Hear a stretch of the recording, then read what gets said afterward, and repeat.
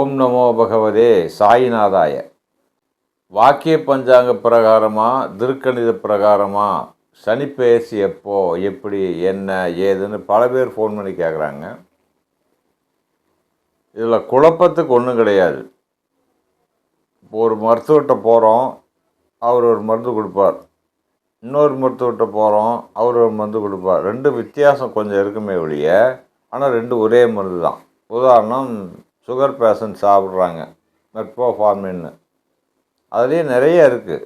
அந்த மாதிரி பஞ்சாங்கங்களும் நிறைய இருக்குது. ஒவ்வொரு பஞ்சாங்கமும் ஒவ்வொரு மாதிரி. ஒரு வித்தியாசம் வேணுமில்ல, மனிதருக்கு மனிதர் வித்தியாசம். எல்லாம் ஒரே மாதிரி புக்கு போட்டால் சரி வராதுன்னு அப்படி போடுறாங்க. அது ஒன்று. ரெண்டாவது வாக்கிய பஞ்சாங்கிறது ரிஷி வாக்கியம்னு சொல்லுவோம். அந்த காலத்தில் ரிஷிகள் வாக்கியமாக சொன்னது, தன்னுடைய வாயால் சொன்னது சில பேர் உட்காந்து எழுதி அதன் பிரகாரம் அதை கடைப்பிடிச்சி போகிறது வாக்கிய பஞ்சாங்கம். இது ரிஷி வாக்கிய பஞ்சாங்கம்.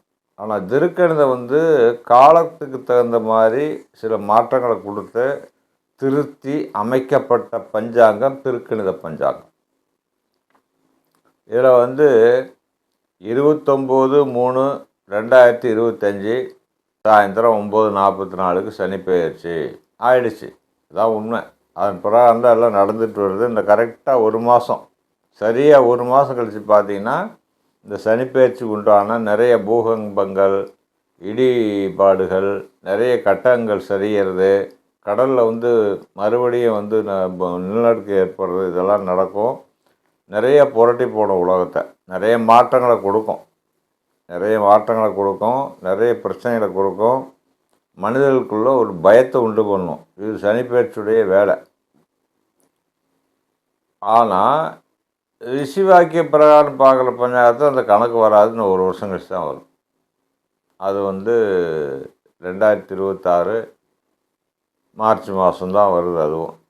ஆனால் நமக்கு ரொம்ப சரியாக துல்லியமாக சொல்லப்போனால் நம்மளுடைய கிரகணங்கள், சூரிய கிரகணம், சந்திர கிரகணம், மற்ற கிரக பயிற்சி, மற்ற விசேஷங்கள்லாம் ரொம்ப சரியாக அந்த நாளில் வருது.